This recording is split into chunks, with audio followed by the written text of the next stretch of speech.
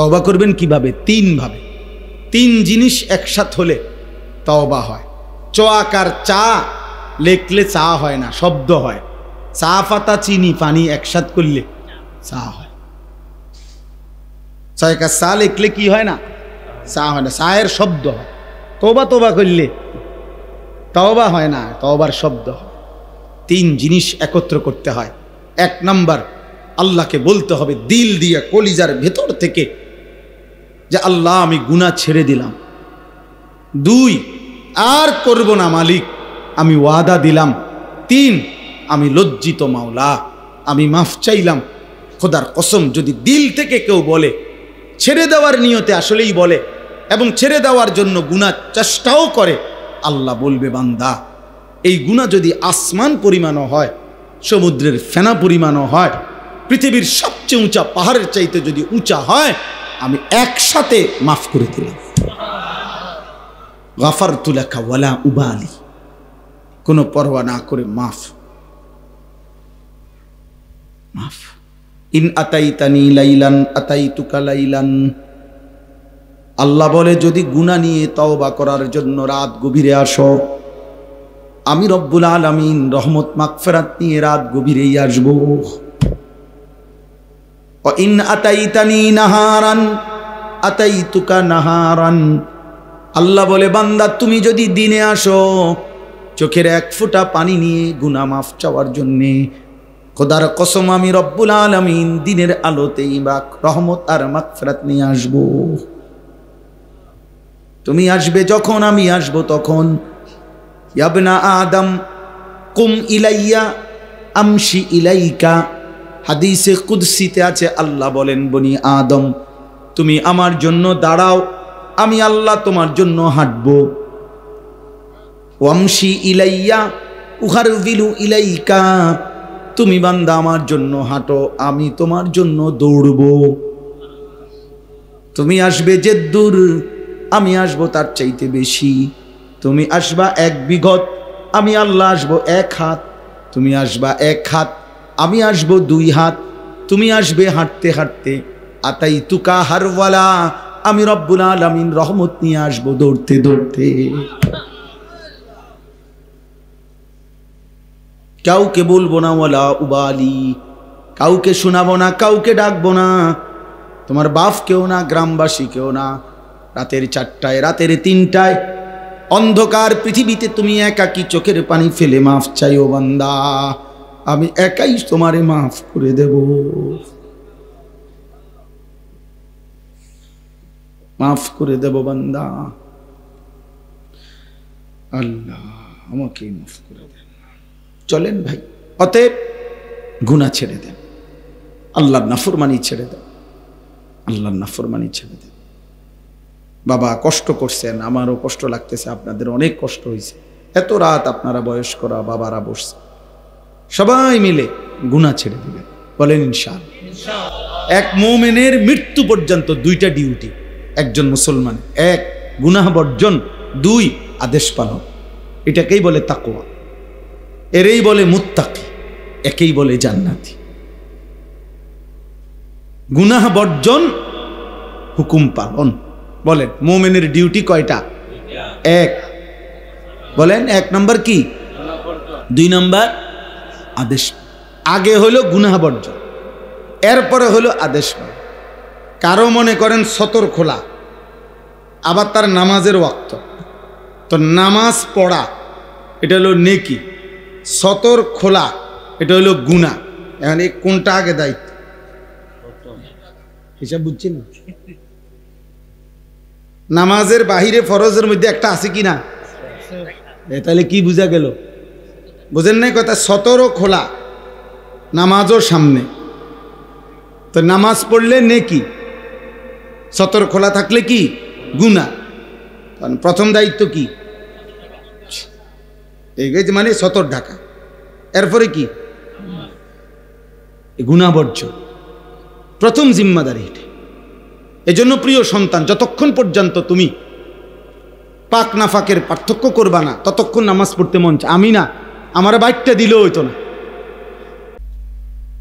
আব্দুল কাদের জিলানিরও যদি বাইকটা তোমারে দেয়, বাইজিদ বোস্তামিরও যদি বাইকটা দেয় হবে না, তুমি তো নাপাক, তুমি তো পেশাব করে টয়লেট পেপার ব্যবহার করো না, পানি ব্যবহার করো না, তোমার শরীর নাপাক। এই নাপাক থাকার কারণে অধিকাংশ মুসলমানের নামাজ পড়ার কোনো আগ্রহ জন্ম।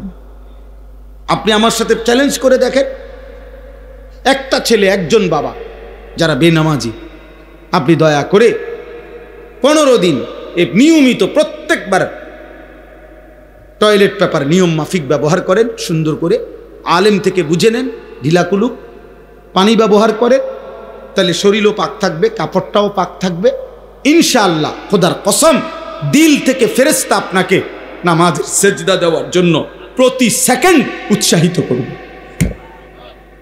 এই তোমরা ছেলেদের হালাত হলো এই কারণে আব্বা, নারী দেখতে দেখলে, মোবাইলের নারী দেখলে বীর্যপাত হয়, অশ্লীল দৃশ্য দেখলে বীর্যপাত হয়, উলঙ্গ ছবি দেখলে বীর্যপাত হয়, হারাম কল্পনা করলে বীর্যপাত হয়, অসৎ বন্ধুদের সাথে অসভ্য কথা বললে, নারীকে নিয়ে জিনা ব্যভিচারের কথা বললে বীর্যপাত হয়।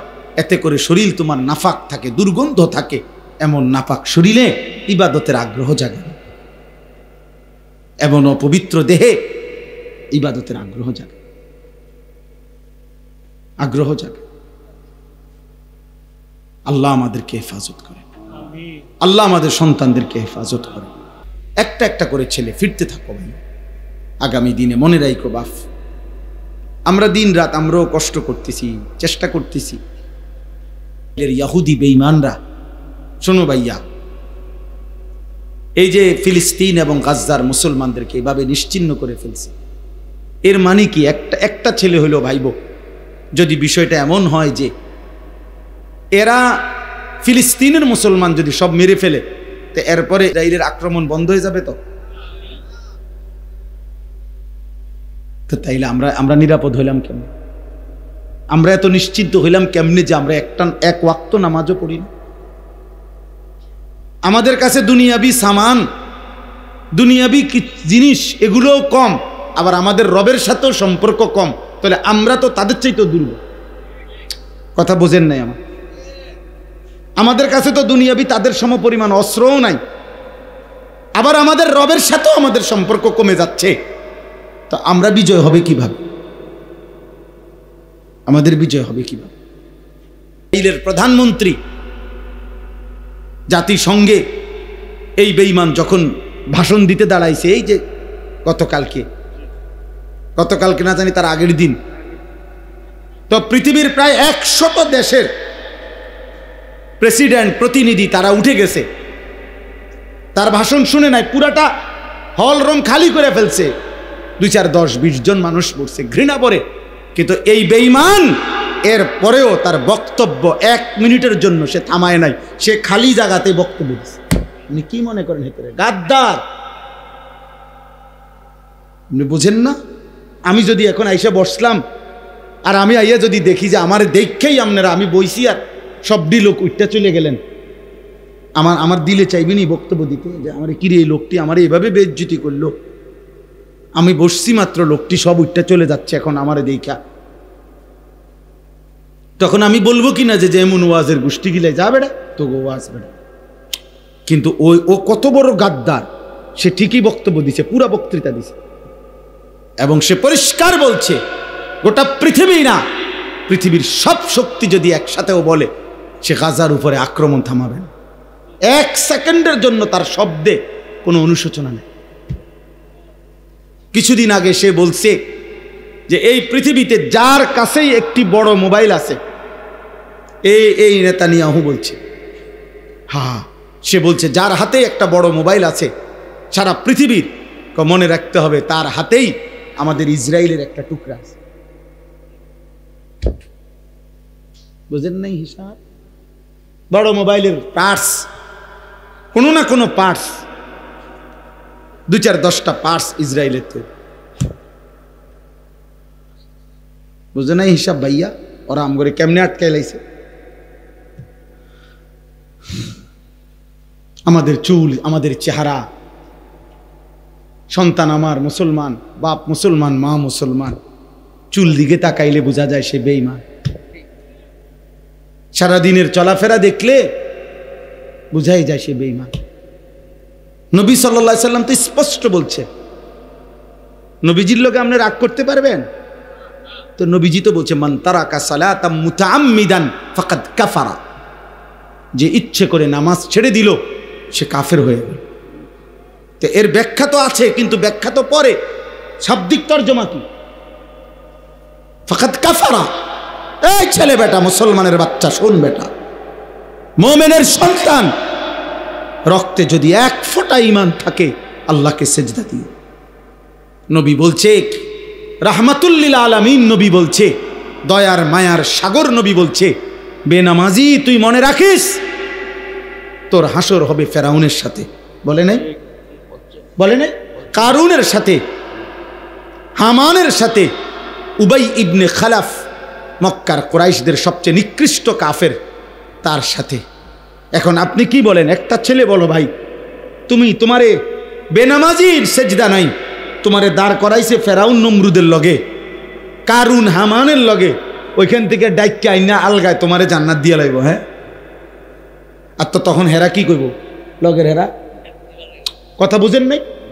ওরা বলবো মা এটা কোন বিচার, দাঁড়াইলাম এক লগে, আমি যদি হেরে নিক জ্ঞান, আমরা কি? আমরা কি? যদি বিবেক থাকে কারো, ভাই বোন, সুপারিশ মামুর বাড়ি না, হাউজে কাউসারের ফানি সাপকলের ফানি না, ট্যাপ সাইডে দিলে ফানি বাইরে হয় এরম না। সুপারিশ নিতেও খোদার কসম কাগজপত্র দেখাইতে হবে, ফাইলপত্র দেখাইতে হবে, আমলনামা দেখাইতে হবে। হাউজে কাউসারের পানি নিতেও কাগজপত্র কি বোঝেন নাই কথা? আমলনামা দেখাইতে হবে, আমলনামা দেখাইতে। কি দেখাবেন ভাবে? নবী সাল্লাল্লাহু আলাইহি সাল্লাম যখন আমলনামা দেখবে আর বলবে, উম্মত এটা তোমার নাম আনিসুর রহমান, 30 বছর সুদ খাইলা, আমার উম্মত, 365 দিনে কোনো দিন ফজরের নামাজ পড়ো নাই, তুমি আমার উম্মত। 60 বছর বয়সে বিড়ি সিগারেট খাইলা, তুমি আমার উম্মত। 60 বছর বয়সে গালি ছাড়া কথা বলো না, তুমি আমার উম্মত। 50 বছর ধরে নাটক, সিনেমা, নর্তকীর ছবি দেখো, তুমি আমার উম্মত। এটা আমার উম্মতের আমলনামা। আমি সর্বশ্রেষ্ঠ নবী, তুমি আমার শ্রেষ্ঠ উম্মত, শ্রেষ্ঠ উম্মতের এই আমলনামা। নবী বলবেন, আমার কেমনে বেইজ্জতি করলা উম্মত, আমি কেমনে আমার মালিকের সামনে এটা দেখাবো কেমনে যে রব্বুল আলামিন এটা আমার উম্মতের আমলনামা? বলে, বলো না ভাই, একটা ছেলে বলো ভাই, একজন বদলাও, একজন বদলাও, একজন বদলাও দোস্ত, একজন বদলাও, একজন ফিরে আস। আমি তো শুরুতেই বলছি, আমি নির্বাচনের প্রার্থী না, আমার কোনো মার্কা নাই, ভোটের আশায় আসি নাই, আখিরাতের আশায় আসছি, আখিরাতের আশায়। মজার কথা শুনবেন আপনি, আমি আছি সারা দিনে ভাত খাইনি,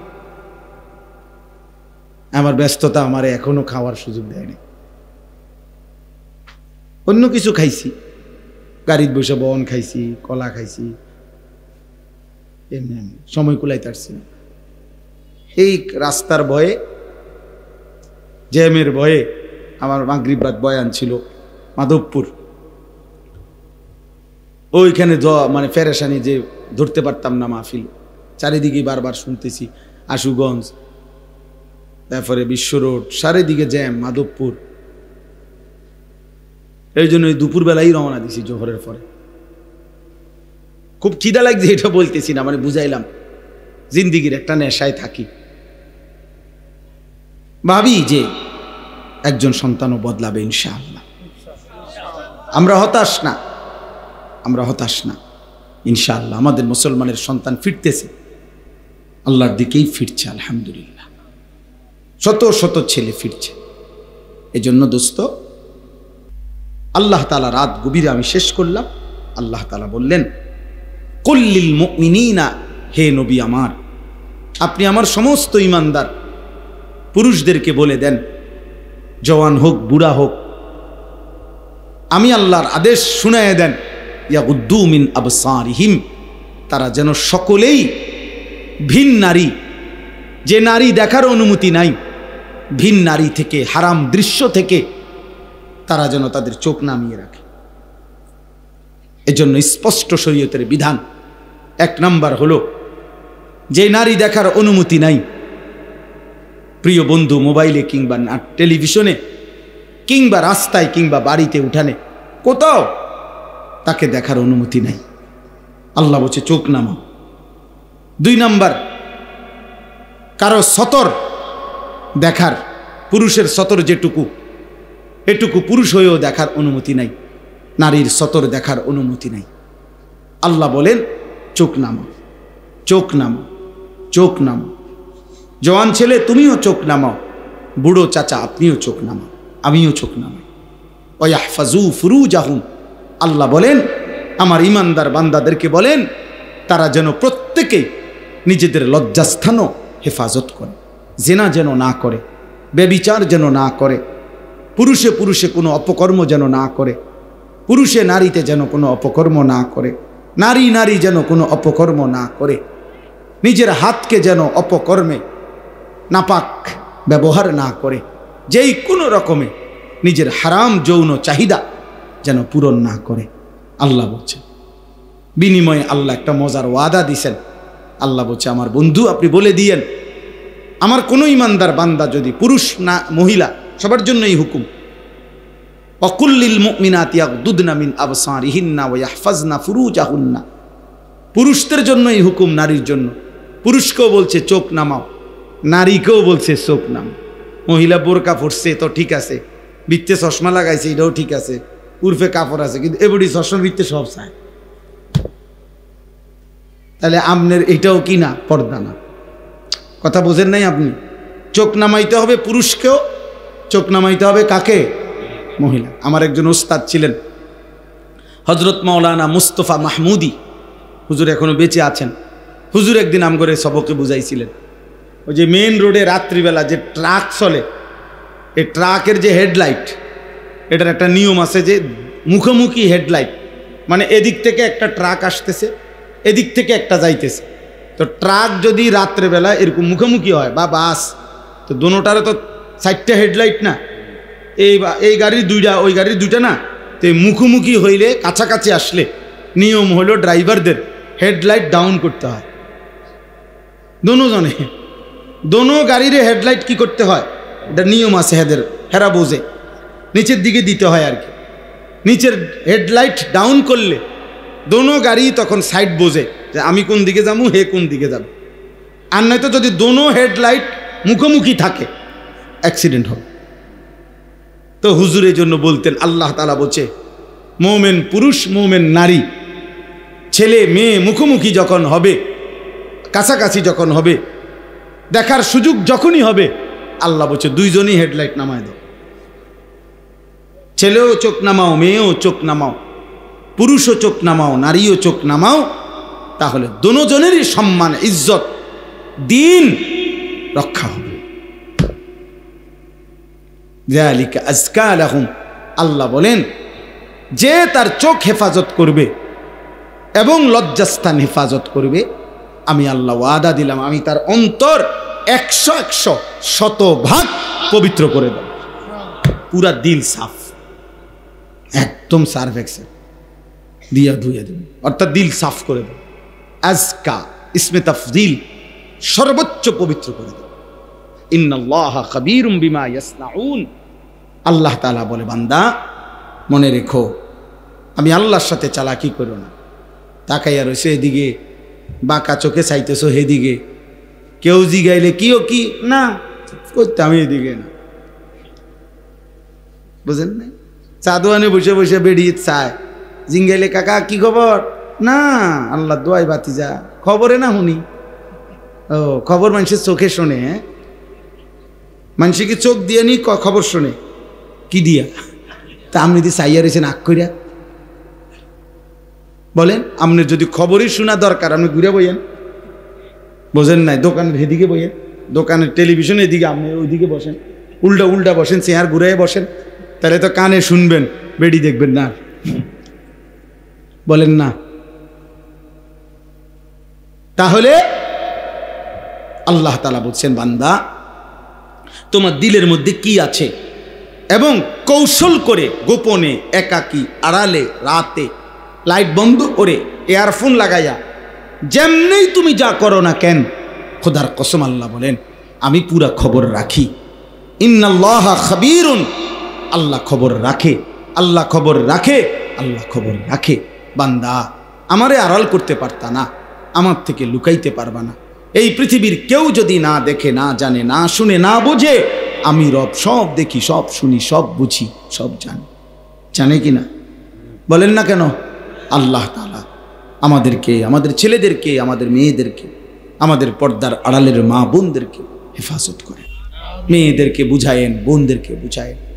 বিশেষ করে মনে কষ্ট নিয়ে না, আমার একটা অনুরোধ, প্রবাসীর স্ত্রী যারা, প্রবাসীর ছেলে মেয়ে যারা, জানেন না প্রবাসী বিদেশে অনেক কষ্ট করে, মাথার ঘাম বেচারার পায়ে পড়ে, 12 ঘন্টা, 14 ঘন্টা, 16 ঘন্টা ডিউটি করে।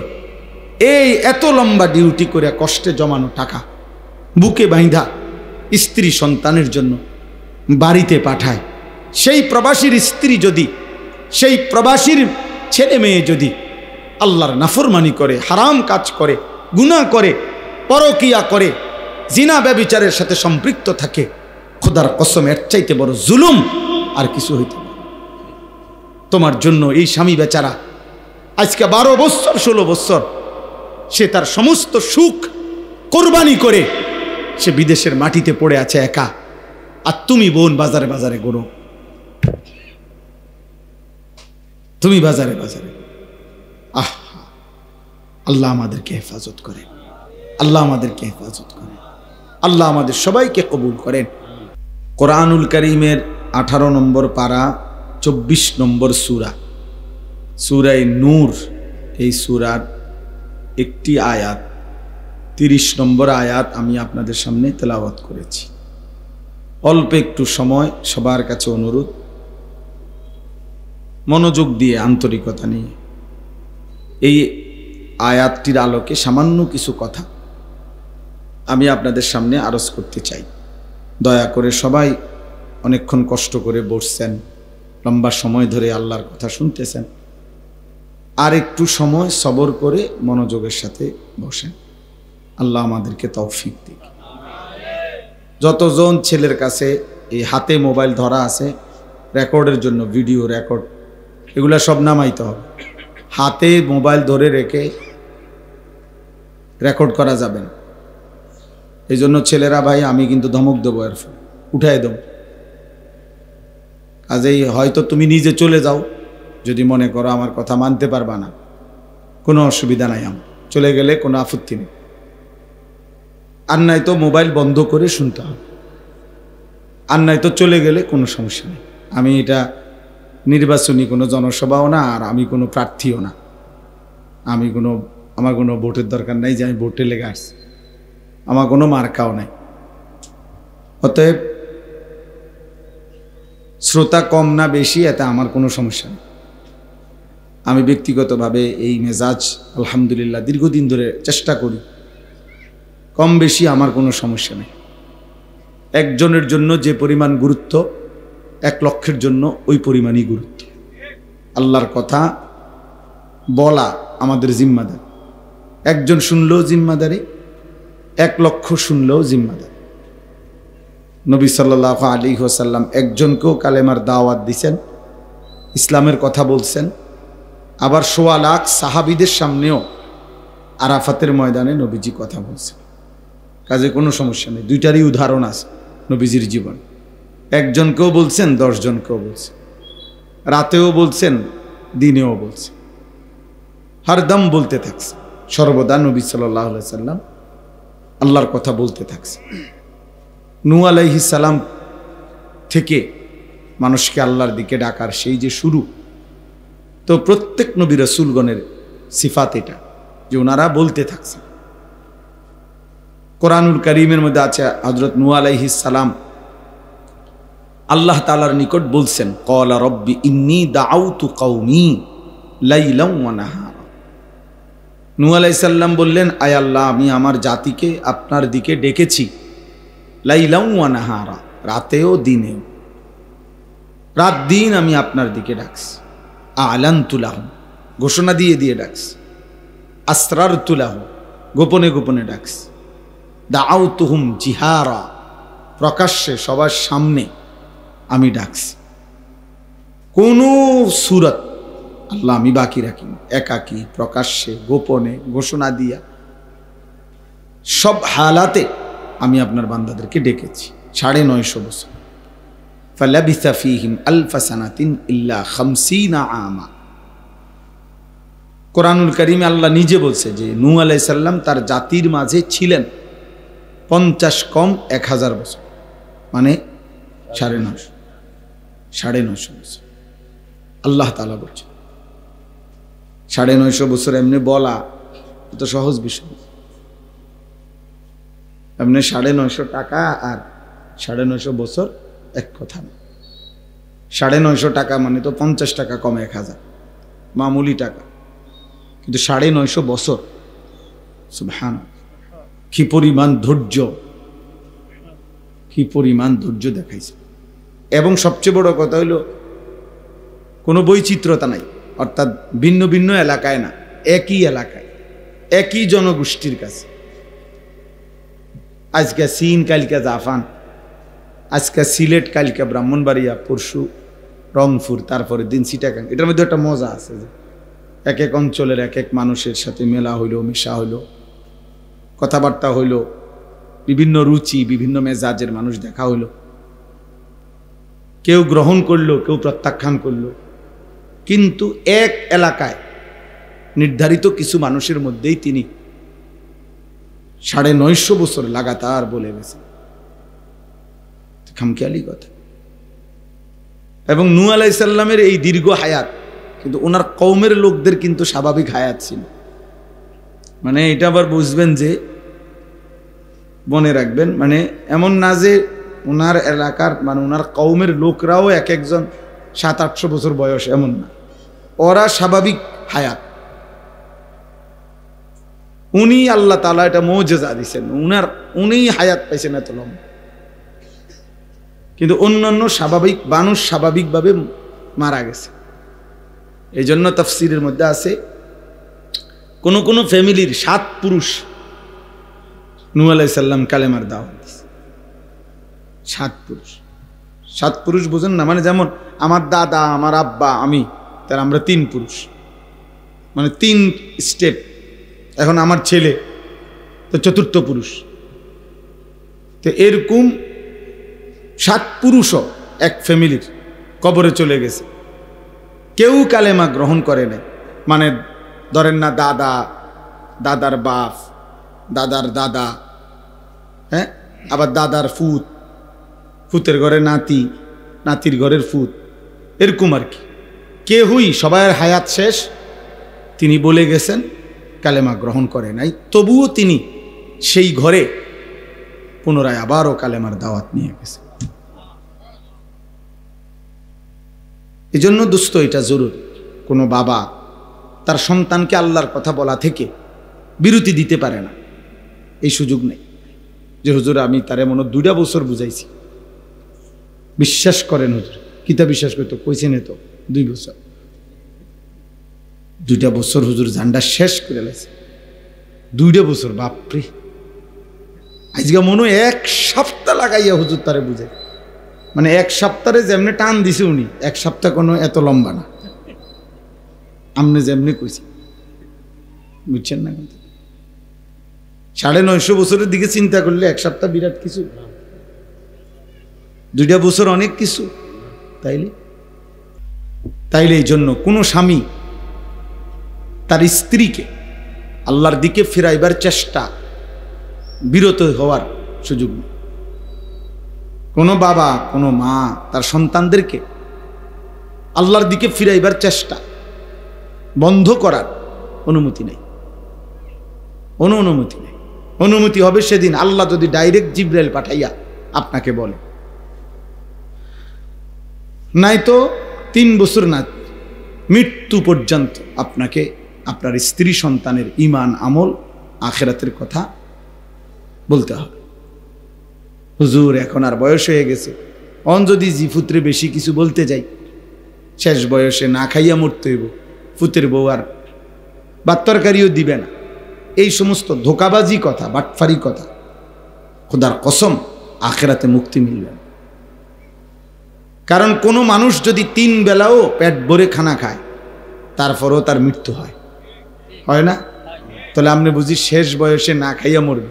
তারা শেষ বয়সে যারা নিয়মিত খানা পায় তারা তো মরে না। না না, এমন লোক আমি শুনি নাই মরতে। আপনারা শুনছেন কিনা কে জানে? মরে তো তাইলে আর আপনি কি কইলেন? এটা অনেক মানুষ আছে, এটা আহা, আপন সন্তান চোখের সামনে জাহান্নামের দিকে ছুটতেছে, উনি মাতেও না, উনি আপেল খায়, মালটা খায়, আর উনি জানে এটা হারাম কর। ফুতের ইনকাম সুদ, 2 নম্বর না 6 নম্বর। আহ, উনি মাতেও না, উনি বন খায়, চা খায়, বিড়ি খায়, পান খায়, কোন রকম কয়, কোন রকম আল্লাহ আল্লাহ করে পার হইয়া যেতে লইছে। আহ, এক বুজুর্গ বলছিলেন যে হে আল্লাহর বান্দা, দুনিয়ার যন্ত্রণার পেরেশানির কারণে যদি মানুষ বলে যে যদি মরে যাইতাম ভালো ছিল, মানুষ বলে না এরকম যে এত পেরেশানির চাইতে, এত দুঃখের চাইতে মরে গেলে ভালো ছিল। মহিলারা বেশি বলে, মহিলারা একবারে 19 থেকে 19.5 হইলেই যা আমার মরণ আইয়ে না কা, আমি মরি না কা, আমার উপরে ঠাডা পড়ে না কা, আমার উপরে খোদার গজব পড়ে না কা, বেডির গজব মেডি নিজেই দেয়। মহিলাদের এই বদ অভ্যাস বেশি। হ্যাঁ, মানে মৃত্যু কামনা করে বেশি, বুঝেন নাই? মরণ কামনা করে বেশি। তাহলে ওই আল্লাহর ওলি বলছেন যে হে আল্লাহর বান্দা, দুনিয়ার পেরেশানির থেকে তো তুমি মনে মনে কামনা করিলা যে যদি মরে যাইতাম, পেরেশানি মুক্ত হইতাম। তিনি বলছেন হে আল্লাহর বান্দা, যদি কবরে গিয়ে কবরের আযাব শুরু হয়, তখন তুমি ওই আযাব থেকে বাঁচবার জন্য এবার কি চাইবে?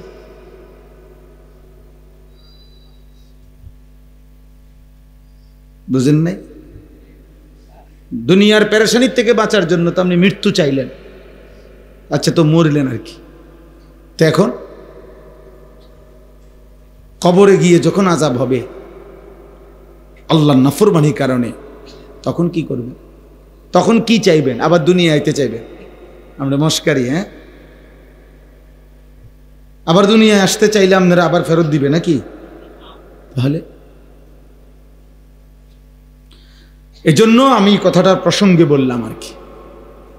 কোনো স্বামী, কোনো বাবা, কোনো মা, আপনারা এটা মনে রাখবেন, কোনোভাবেই স্ত্রী সন্তানের, পরিবারের কমপক্ষে হালাল হারাম, পাক নাফাক, নামাজ রোজা, বন্দিগি, ইবাদত আমল, আখেরাত, এই চেষ্টা বন্ধ রাখার অনুমতি নেই। যে অনুমতি হবে সেদিন আল্লাহ নিষেধ করবে। যেদিন নূহ আলাইহিস সালামকে সরাসরি আল্লাহ নিষেধ করছে, কেনান ওনার ছেলে যে কাফের ছিল, নূহ আলাইহিস সালামের এই ছেলে যখন নূহ আলাইহিস সালামের নৌকা উঠে গেছে, তিনি পানি ওয়াফারাত তান্নূর, কোরআন শরীফে আছে যে চুলার থেকে পানি বের হয়ে গেছে। নূহ আলাইহিস সালাম বুঝছে যে কিছুক্ষণের মধ্যেই পানি তুফানে পূর্ণ হয়ে যাবে। তো তখনও নূহ আলাইহিস সালাম ছেলেটাকে বলছে, বাবা কালেমা পড়ে ইয়া বুনাইয়া রকাব মা'ানা, আমার সাথে নৌকাতে উঠে আসো, বাপ ঈমান আনো। নূহ আলাইহিস সালামের ছেলে বলছে, না আমি নৌকায় উঠব না। সাআবি ইলা জাবালিন ইয়াসিমুনি মিনাল মা। নাফরমান ছেলে বলতে লাগছে যে বাবা আমি ওই পাহাড়ের উপরে গিয়ে আশ্রয় নেব, এত উঁচা পাহাড়ের উপরে তোমার খোদার পানি যাবে না। বন্যা হইলে ওইব আর আল্লাহ বুঝি হিমালয় পর্বতের উপরে উঠব। বুঝেন নাই কথা? সেই বুঝতে মনে করছে এটা।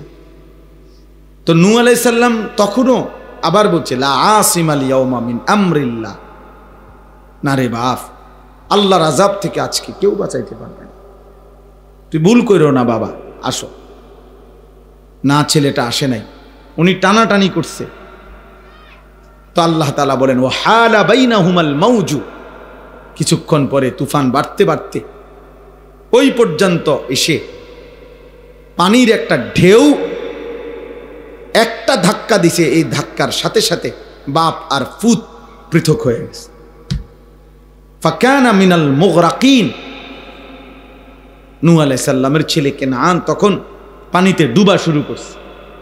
আল্লাহ বলেন তখনও দেখেন এবার হাত থেকে ছুটে গেছে, আর আর আর ধরতে পারতেছে না নূহ আলাইহিস সালাম, কিন্তু তখনও তিনি নৌকায় দাঁড়িয়ে, কোরআন শরীফে আছে ওয়ানাদা নূহ আলাইহিস সালাম দোয়া করছে এবার আল্লাহর কাছে, হাত উঠাইছে, ইন্না ইবনি মিন আহলি, আল্লাহ আমার যে সন্তান এটা ডুবে যাচ্ছে, যে এটা আমার ছেলে, আমার পরিবার, আমার সন্তান, আমার বংশধর। এই ছেলে, এটা অপদার্থ কোথাকার, না জানলে আসলো কেন সে? বাকি ছেলেরা তোমরা শোনো নাই, তোমরা মানা করো, আমি ছেড়ে দেবার মানুষ না বাপ, সাফ কথা। আমার জিন্দিগির সিদ্ধান্ত এটা, কোনো মাহফিল দ্বিতীয়বারের আশায় আমি আর বয়ান করি না, একবারই আসলাম মনে করেন, কোনো অসুবিধা নাই, আর কোনো দিন আসবো না, কোনো সমস্যা নাই, কিন্তু এই সন্তান ফিরাইতে হবে, আমাদের এই ছেলেগুলারে বাঁচাইতে হবে। আপনারা জানেন না বাপ, দেখতে শুনতে এরা, নাম ঠিকানা আর পরিচয় যদিও মুসলমান, অগণিত ছেলের, লাখ লাখ ছেলের একাকী গুনাহ, মোবাইলের গুনাহ, চরিত্রহীনতা, জিনা, ব্যভিচার, অস্থিরতা, উলঙ্গ ছবি দেখা, নর্তকী দেখা, হারাম দৃশ্য দেখা, এটা কোথায় গিয়ে নামছে আপনারা জানেন? বয়স্ক বাচ্চা ছাড়া আপনারা জানেন না, আপনারা কোনো আন্দাজই করতে পারেন নাই এখনো, যে আপনাদের এক এক সন্তান, নাতি নাতনি যারা নিজের ইচ্ছে মতো বড় মোবাইল ব্যবহার করে, যারে বাধা দেওয়ার ফিরাবার কেউ নাই, যার সারা রাত নিয়ন্ত্রণ করার মতো কেউ নাই, খোদার কসম আপনারা জানেন না ওরা কি করে। এই বলল, আমার সাথে ব্যক্তিগতভাবে শত শত যুবকের, কিশোরের আমার সাথে সম্পর্ক আছে, আমি ব্যক্তিগতভাবে এই মেহনত করি, আলাদা আমার প্ল্যাটফর্ম আছে, আমার কাজ আছে আলাদা, শুধু যারা কিশোর নওজোয়ান নিয়ে কাজ করি আমি জানি ক্লাস 9-এর ছেলের গুনাহ শুনলে, ক্লাস 9-এর ছেলের জিনা ব্যভিচারের কথা শুনলে পাগল হয়ে যাবে না, পাগল হয়ে যাবে, পাগল। আমি শিক্ষের একান বলি ও কি বলে,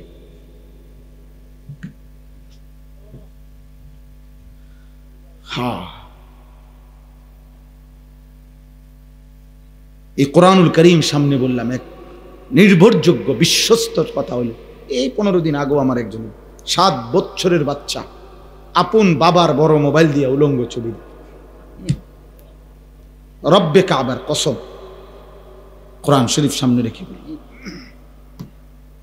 7 বছরের বাচ্চা। আমার জাতি ধ্বংস হবার আর বাকি কথা বলেন। জিজ্ঞাসা করেন যে কতদিন হয় নামাজ পড়েন, কতদিন, মানে একজন 18 বছরের ছেলে অগণিত জিজ্ঞাসা করেন যে বাপ 5 ওয়াক্ত নামাজ পড়ো নাই, অথবা পড়ছো মনে পড়েনি কোনো, গত 2-4 বছর। একটা ছেলেকে জিজ্ঞাসা করেন না যে বাবা গত 365 দিনে যে 1 বছর গেছে কোনো দিন ফজরের নামাজ পড়ছো নি? তুমি জানো নি ফজরের ওয়াক্ত হয় কয়টায়, সূর্য ওঠে কয়টায়? আমার জাতি আর কতদিন টিকবে? আমি এই 3-4 দিন আগেও এক মসজিদে সারা রাত জার্নি করে হুজুর ফজরের ওয়াক্তে এক মসজিদে ঢুকছি, মানে এক জায়গায় যাচ্ছি, ইচ্ছা করে নাম বলতেছি না জেলার, এই মনে 1 সপ্তাহ হবে না, ফজরের ওয়াক্তে দেখছি ইমাম সাহেব, বিশাল মসজিদ, খুব সুন্দর মসজিদ, অত্যাধুনিক সুন্দর, ঝকঝকে টাইলস, বাথরুম, অজুখানা। আহা, কসম খোদার, ফজরের নামাজে নিজ চোখে দেখছি স্রেফ ইমাম সাহেবের পিছনে একজন লোক, একজন লোক।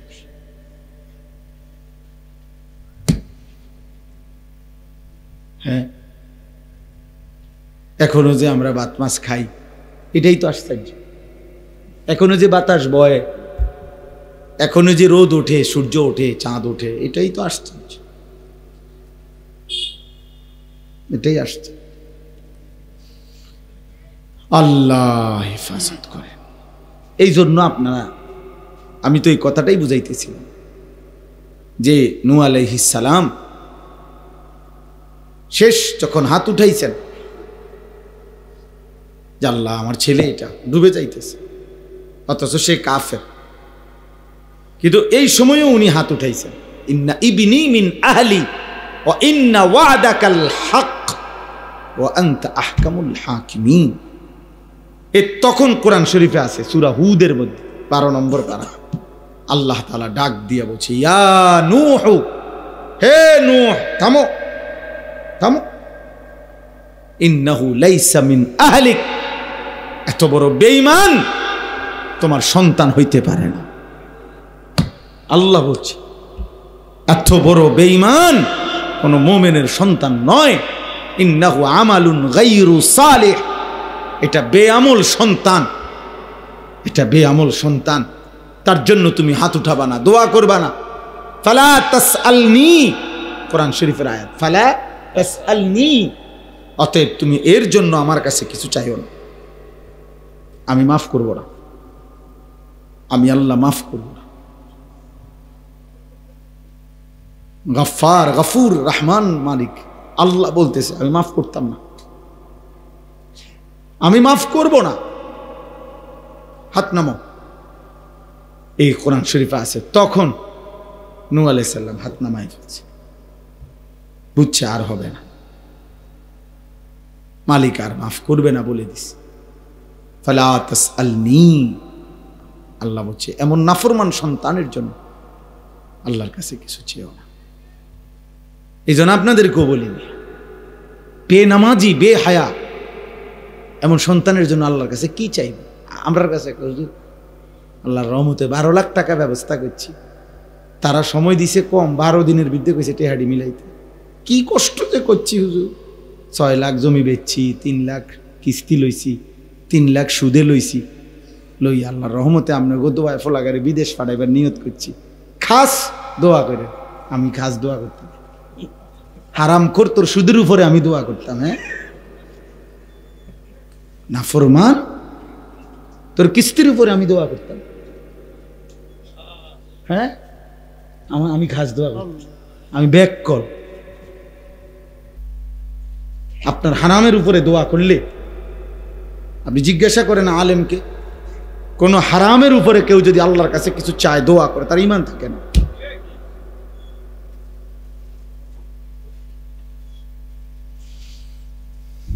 আল্লাহর রহমতে বলে ব্যবস্থা করছে টাকা, সুদের টাকা আল্লাহর রহমতে ব্যবস্থা করছেন, কিস্তির টাকা আল্লাহর রহমতে ব্যবস্থা করছেন। আপনার উপরে ফরজ করছিল ইসলামী শরীয়ত যে সুদে হোক কিস্তিতে হোক ছেলেরে যেমনে পারো বিদেশ পাঠাও, এটা ইসলাম আপনার উপরে বলছে তো না? নবীজি বলছে তো এটা, আব্দুল কাদের জিলানী বলছে তো এটা, বাইজিদ বোস্তামি এটা বলছে তো, বাংলাদেশের সংবিধান আপনার এটা বলছে, আপনাকে এলাকার চেয়ারম্যান আপনার এটা বলছে, আপনাকে এলাকার মেম্বার এটা বলছে। ইবলিস ছাড়া, শয়তান ছাড়া আর কেউ বলে নাই বেটা। হারাম খোর কোথাকার শয়তান তোমারে বলছে, দুইটাই লুবি, বাপটাও লুবি, সন্তানটাও লুবি। বিদেশ যাইতে নিষেধ করি না, বিদেশ যাওয়া হারাম না, কথা বোঝেন নাই? বিদেশ যাওয়া হারাম, প্রবাসী হারাম না, না না, সুদের টাকা হারাম, কিস্তির টাকা হারাম, আপনারে এইটা বলছি।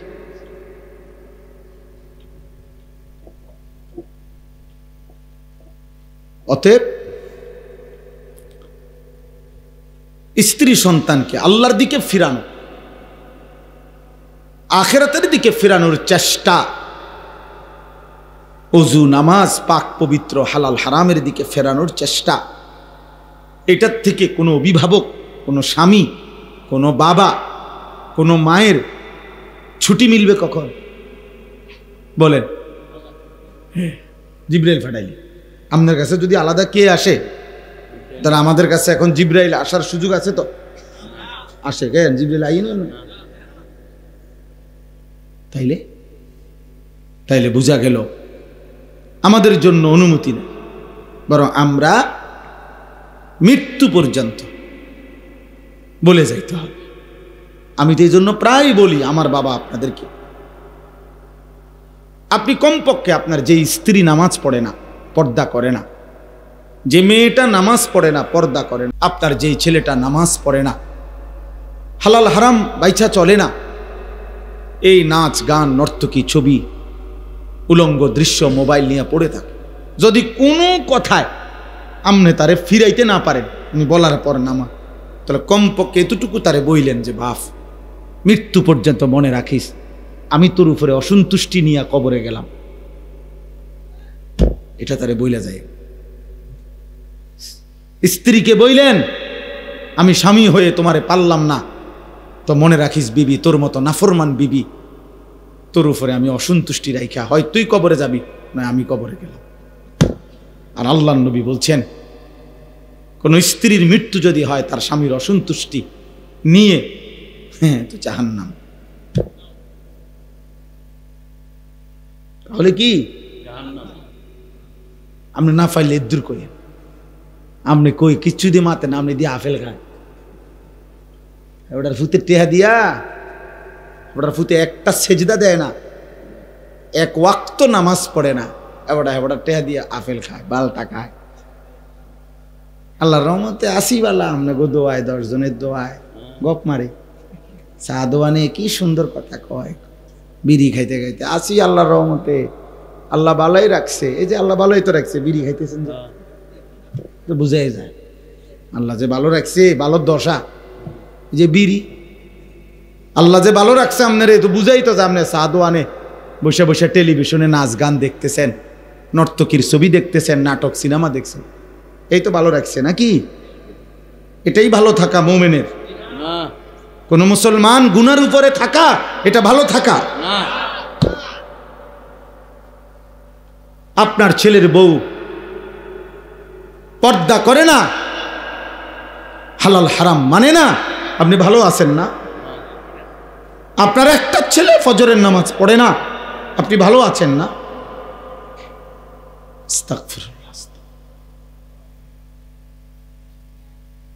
কিসের ভালো থাকলেন আপনি?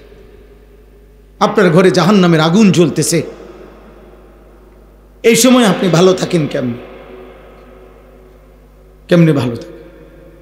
আল্লাহ নবী সাল্লাল্লাহু আলাইহি ওয়াসাল্লাম কসম খোদার হাদিসের মধ্যে আছে, নবীজি নিজে নবীর মেয়ে ফাতেমা রাদিয়াল্লাহু তাআলা আনহা বলেন, ফাতেমা কি নামাজি ছিল না বেনামাজি? পর্দানশীল না বেপর্দা নারী? সাইয়্যিদাতু নিসাই আহলিল জান্নাহ। নবী নিজে বলছে ফাতেমা আমার জান্নাতের নারীদের সর্দার। সেই ফাতেমার ঘরের দরজা আল্লাহ নবী সাল্লাল্লাহু আলাইহি সাল্লাম ফজরের নামাজের সময় নবী নিজে ফাতেমার ঘরের দরজার কড়া নাড়তেন আর বলতেন, ইয়া ফাতেমা কুমি, ফাতেমারে আমার মা, নামাজের জন্য উঠো মা, কুমি লিসসালাহ, নামাজের জন্য উঠো মা, আনকিজি নাফসাকে মিনান নার, মা ফাতেমা জাহান্নামের আগুন থেকে নিজেকে বাঁচাও মা, ফা ইন্নী লা উগনি আনকে মিনাল্লাহি শাইআ। নবী বলতেন, ফাতেমা মুহাম্মদের মেয়ে বললে হাসরের ময়দানে আমি তোমার কোনো উপকার করতে পারবো। সেজদা দেখাইতে হবে, তোমার পর্দা দেখাইতে হবে, আল্লাহর গোলামি দেখাইতে হবে, মুহাম্মদের মেয়ে বললে হবে। এরপরে নবীজির চাচা আব্বাস রাদিয়াল্লাহু তাআলা আনহু ওনার ঘরে যেতেন, চাচাকেও বলতেন ইয়া আম কুম লিসসালাহ, চাচা ফজরের নামাজের ওয়াক্ত হয়েছে, চাচা উঠেন, নামাজের জন্য উঠেন। ওনারা তো এমনি উঠতেন, তবুও ডাকতেন আনকিজ নাফসাকা মিনান নার, চাচা জাহান্নামের আগুন থেকে নিজেকে বাঁচান। ফাইন্নী লা উগনি আনকা মিনাল্লাহি শাইআ, মুহাম্মদের চাচা বললে, চাচা হাসরের দিন আমি আপনার কোনো উপকার করতে পারব না। আমনে কি আমগরে বুদ্ধি দিছে, চাচারে কেউ কইয়া দিছে যে আমনে চাচা মৃত্যু পর্যন্ত বিড়ি খাইবেন, নবী হাসরের ময়দান আপনার দেখবার লোক লোক সুপারিশ করে জান্নাত দিয়ে দিবে। আসো আসো, আরে মাশাআল্লাহ, তুমি নি ওই যে সবসময় চা দোয়ানে বিড়ি খাইতাম উম্মত, এদিকে আসো। আরে তোমার না ট্রাইতে আসি, আইও, বেহেশত তো তোমার লাগে না রাখছে। এই হলো উনি বুঝছে কি সুপারিশ, বুঝছেন না হিসাবটা? উনি ভাবছে নবী সুপারিশ করবে মানে আমরা মৃত্যু পর্যন্ত আল্লাহর নাফরমানির উপরে থাকব, আর নবী উঠলেই সুপারিশ করে কি দিয়ে দিবে? বেহেশত দিয়ে দিবে। আপনি 60 বছর পর্যন্ত কথায় কথায় গালি দেবেন, এই অবস্থায় মারা যাবেন। আমনের কিস্তি আমনের ফুতে চালায়, আমনে কবরে, আমনের সুদের টাকা আমনের ফুতে চালায়, আমনের ব্যাংকের লোন আমনের ফুতে শোধ করে, আমনে কবরে, আমনে হাসরের ময়দানে উঠলেই আমনের নবী সুপারিশ করে বেহেশতে নিয়ে যাবে। এই তো সুপারিশের অর্থ না কি? এটাই তো মনে হয় না?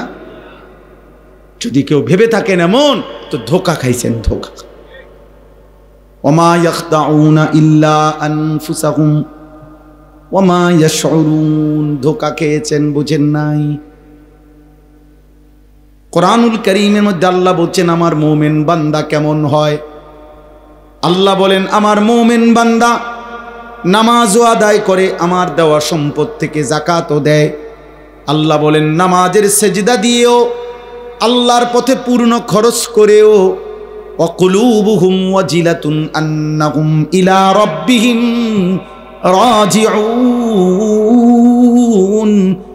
আল্লাহ বলে প্রতিটা সেজদা দিয়েও আমার বান্দা তার অন্তর আমি আল্লাহর ভয়ে কাঁপতে থাকে। যাকাত দিয়ে, আল্লাহর রাস্তায় দান করে, সাদাকা করেও আমার বান্দা তার অন্তর আল্লাহর ভয়ে কাঁপতে থাকে, আর এই কথা বলতে থাকে হায় আমাকে তো হাসরের ময়দানে আল্লাহর কাছে ফিরতে হবে, আর আল্লাহ যদি গ্রহণ না করে আমার কি হবে?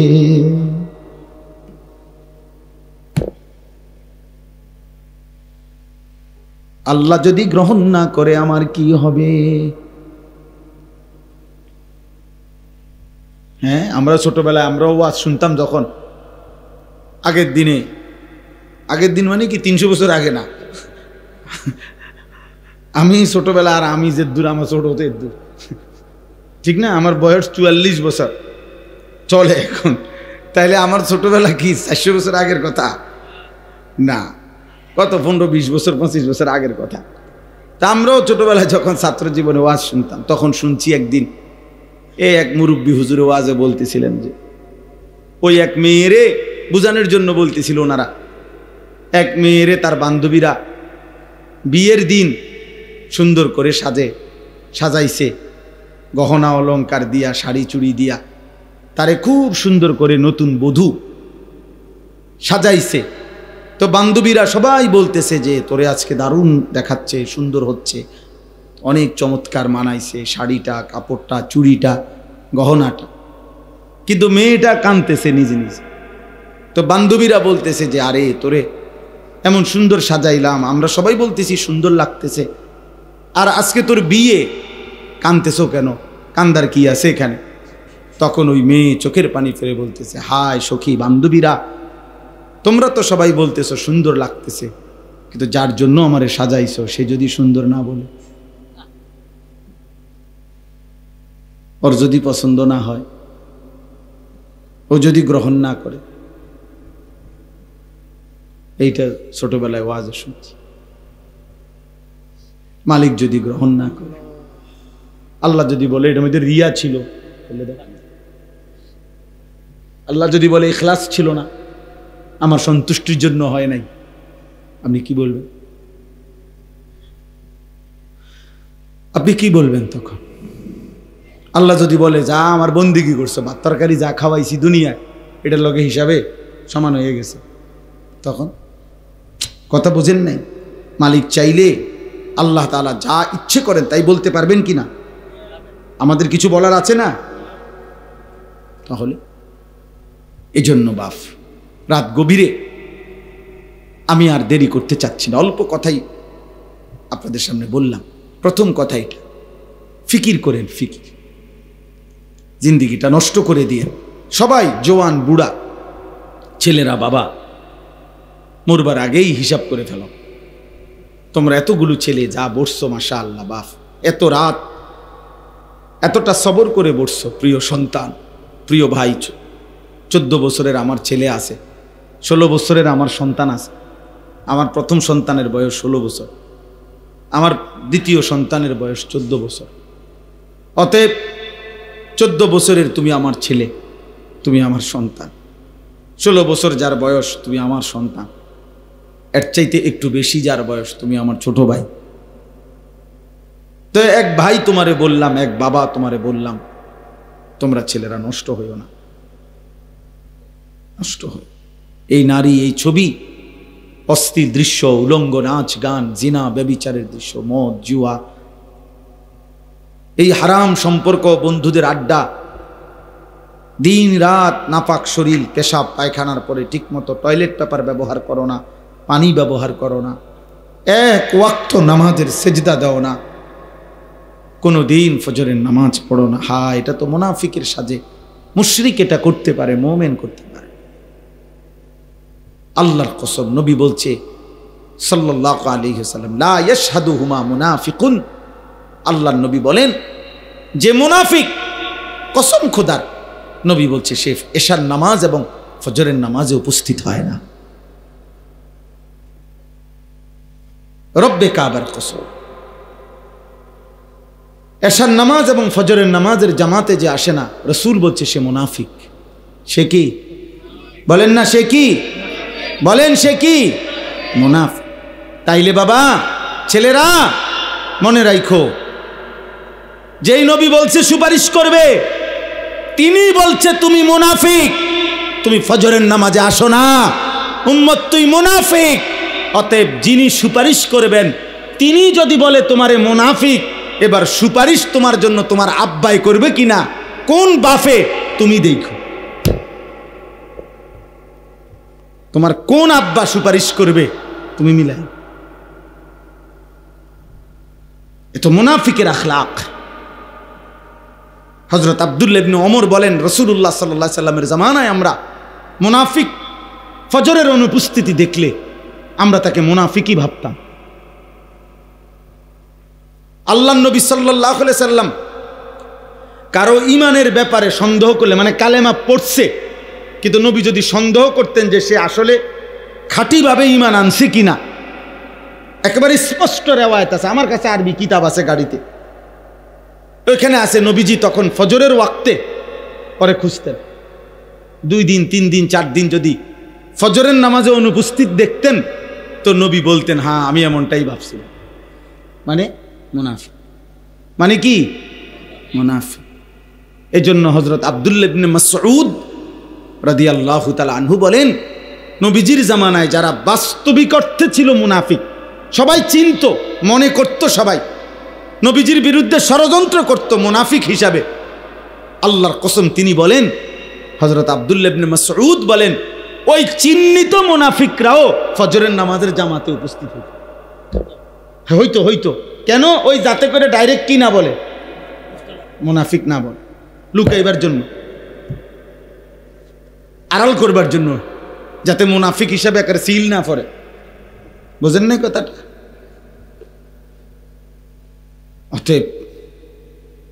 অতএব মাতবরি করেন না, মসজিদে টিয়া 30,000 দিচ্ছেন, বেহেস্তের বুঝ হয়ে গেছে নাকি? হ্যাঁ, মসজিদে 4টা ফ্যান দিছে, আল্লাহর রহমতে আমরাই তো ফ্যান দিছি। বা কথা কয় কেমনে? আল্লাহর রহমতে হেবটা না ফ্যান দিছে, আমগো হেবটা না মসজিদের 3 কাতার টাইলসের টিয়া দিছে, আমনগো হেবটা না। খালাস, বেহেস্তের বুঝ হয়ে গেছে। 4টা ফ্যানের দাম হইল জান্নাত, 3-4 12,000, 3,000 করে আছে। জান্নাত এত সস্তা হয়ে গেল না, আখেরাত এত সস্তা বাবা। কি বলে, কেউ যদি 100 কোটি টাকাও দান করে, সাদাকা করে, তাহলে এটা তো ইসলামের একটি আমল। কথা বোঝেন নাই আমার? দান সাদাকা এটা পুরা ইসলাম নাকি একটি আমল? আবার বলেন না। তাহলে 100 কোটি টাকাও যদি দান করে তাহলে কয়টা আমল হয়েছে?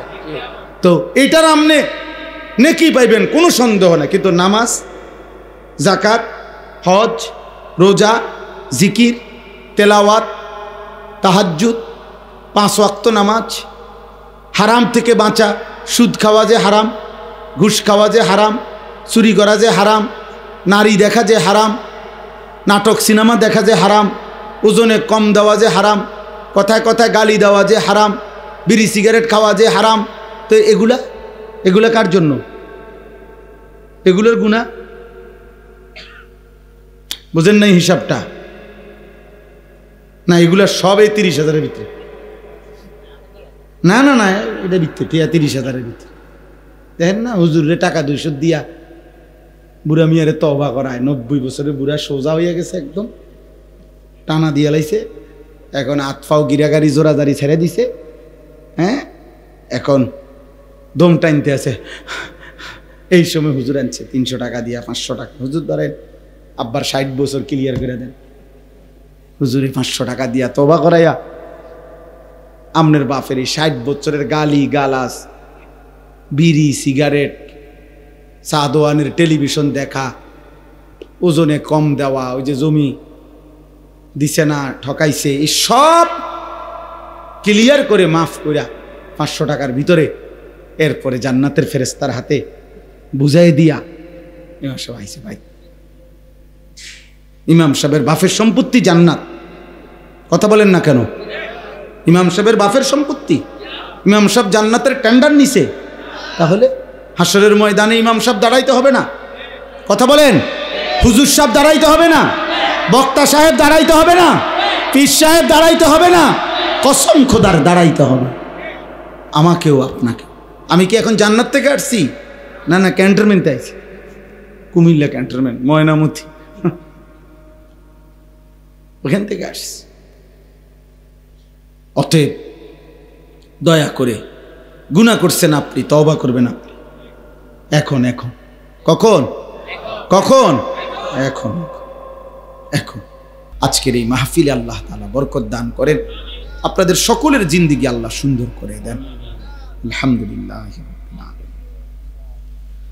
اللهم أنت السلام ومنك السلام تباركت يا ذا الجلال والإكرام يا أرحم الراحمين يا أرحم الراحمين ربنا ظلمنا أنفسنا وإن لم تغفر لنا وترحمنا لنكونن من الخاسرين ربنا آتنا في الدنيا حسنة وفي الآخرة حسنة وقنا عذاب النار رب ارحمهما كما ربياني صغيرا ربنا هب لنا من أزواجنا وذرياتنا قرة أعين وجعلنا للمتقين إماما মওলায়ে কারীম আপনি মাফ করে দেন।